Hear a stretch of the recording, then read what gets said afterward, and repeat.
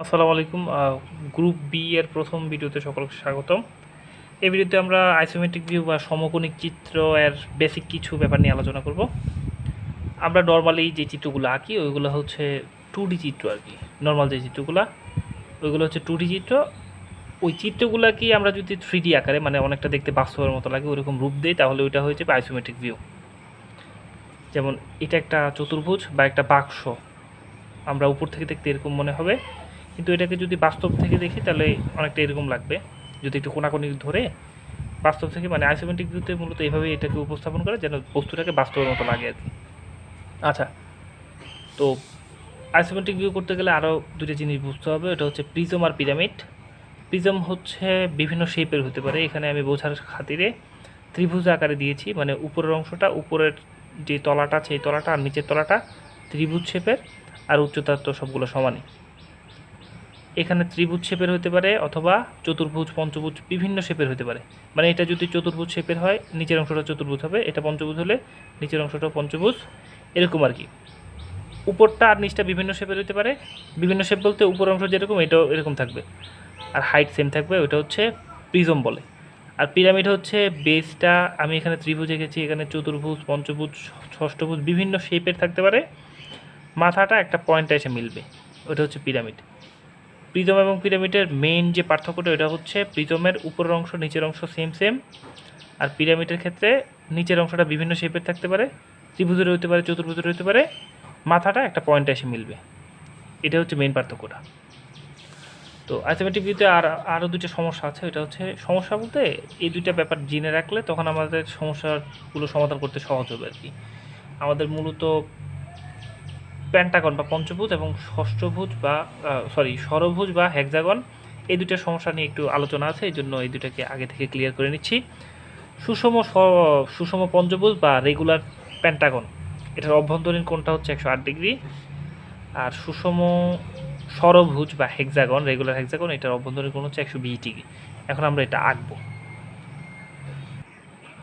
এখন আমরা একটা সুষম পঞ্চভুজ আঁকা শিখব। তো ধরলাম যে 3 সেন্টিমিটার বাহু বিশিষ্ট একটা সুষম পঞ্চভুজ আঁকবো। 3 সেন্টিমিটার বাহু বিশিষ্ট একটা সুষম পঞ্চভুজ আঁকবো, তাহলে 2 থেকে ধরলে 5 পর্যন্ত 3 সেন্টিমিটার হয়ে যাবে আমাদের। 3 সেন্টিমিটার বাহু বিশিষ্ট একটা রেগুলার পেন্টাগন আঁকবো। প্রথম বাহুটা নিলাম। এবার কাজ হচ্ছে আমাদের সুষম পঞ্চভুজের কোণটা হচ্ছে 108 ডিগ্রি, তো এই মাথায় বসে এখান থেকে 90, 100, 110, 110 হচ্ছে এটা, তাহলে 108 হচ্ছে এটা হবে আমাদের 108। হ্যাঁ, তো এবার এই মাথায় মাথা যোগ করে দেব। আবার সেম এখান থেকে 108 ডিগ্রি এখানে বসিয়ে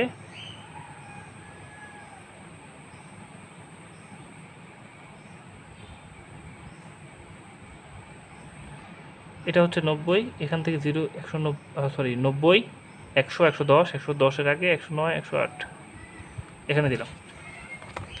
এবার এটাকে যোগ করব। আমাদের যেহেতু এটা রেগুলার পেন্টাগন, এটা হচ্ছে 108, এটা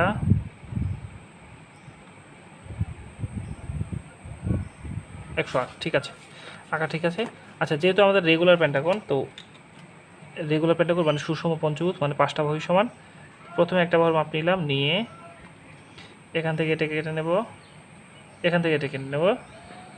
এবার এখানে বসিয়ে এখানে এটা কাটবো, এখানে এটা কাটবো।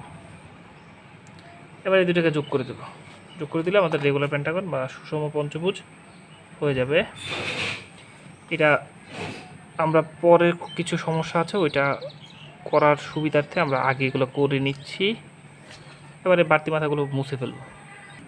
আমাদের পঞ্চভুজ আঁকা হয়ে গেছে। এবার এই পঞ্চভুজটাকে একটা বক্সের ভিতরে আটায় ফেলতে হবে। পঞ্চভুজকে বক্সের ভিতরে ঢোকাবে কীভাবে? প্রথম কাজ হচ্ছে যে এই ভূমিটা আছে এটাকে একটু বৃদ্ধি করে দেবো দুদিকে। এবার একটা রেখা আঁকবো। রেখাটার জন্য এই রেখার সাপেক্ষে লম্ব আকারে হয়, পারপেন্ডিকুলার হয় এবং এই বিন্দুটা দিয়ে যায়। কীভাবে করে? ধরলাম এটা এখানে, তারপর এই বরাবর ধরলাম, এই স্কেলটা ধরার পরে এখানে এটা এনে এটা বড় করে দেব। সেম আবার এই অংশটাতেও সেম কাজ করব, এটা বরাবর ধরে এখানে এটা করব, তারপর দাগ দিলে এটা সমান হয়ে যাবে, ওটার মতো লম্ব হয়ে যাবে আর কি, ওটার মতো করব। এই রেখার সাপেক্ষে যেন পারপেন্ডিকুলার আকারে হয় এবং এই বিন্দু দিয়ে যাবে।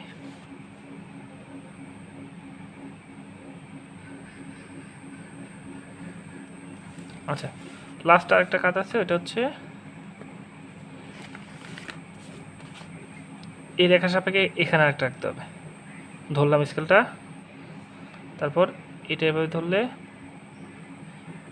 এই দুইটাকে একটা পয়েন্টে যোগ করে দেব, হয়ে গেছে। এবার বাড়তি অংশগুলো আমরা মুছে দেবো, বাড়তি যে অংশগুলো আছে এগুলো মুছে দেবো। আমাদের রেগুলার পেন্টাগন আঁকা হয়ে গেছে, প্লাস একটা বক্সের ভিতরে আটাই ফেলছি। এবার আঁকবো হচ্ছে একটা রেগুলার হেক্সাগন, আঁকার পরে একটা বক্সের ভিতরে আটাবো। পেন্টাগনের মতো মানে পঞ্চভুজের মতোই সেম। প্রথম কাজ হচ্ছে 3 সেন্টিমিটার একটা বাহু নেওয়ার পর 120 ডিগ্রি কোণে একটা রেখা টানবো, আবার এখান থেকে 120 ডিগ্রি কোণে আর একটা রেখা টানবো। টানার পর এটা সমান করে এখানে বসিয়ে এই অংশটা কাটলাম, এখানে বসিয়ে আরেকটা অংশ কাটলাম। এবার এই বিন্দুগুলোতে বসিয়ে বাকি কাজটা করব, বিন্দুগুলোতে বসিয়ে আবার কোণে মাপ নেব, এখান থেকে আবার 120, এই যে পয়েন্টটা আছে ছেদ করা পয়েন্টটা, এখান থেকে আবার এখান থেকে 120-এ ডট দিলাম, ডট দিয়ে এটা এতটুকু টানলাম। আবার সেম এখান থেকে এই যে ক্রসিং পয়েন্ট আছে, এখান থেকে 120-এ ডট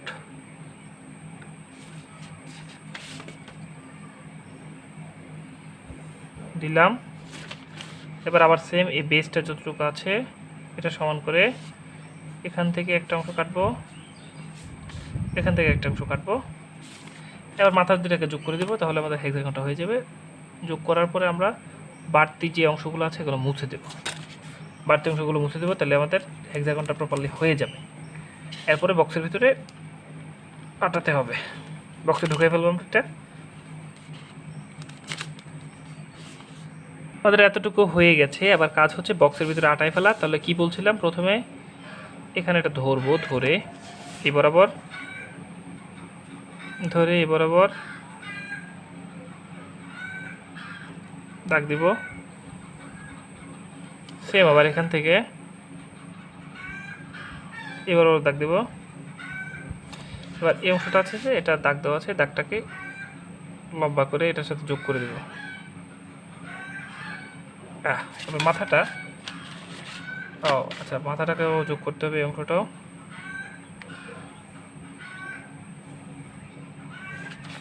এবার বাড়তি মাথাগুলো মুছে ফেললে আমাদের কাঙ্ক্ষিত সেই ষড়ভুজ আঁকা প্লাস একটা বাক্সের ভিতরে ঢুকে ফেলা হয়ে যাবে। আমরা এগুলো করেছি, অন্যান্য সমস্যাগুলো সমাধান করার সময় এগুলো লাগবে আমাদের, তাই এটাতে করেছি। ঠিক আছে, আশা করি বুঝতে পেরেছো। ধন্যবাদ সবাইকে।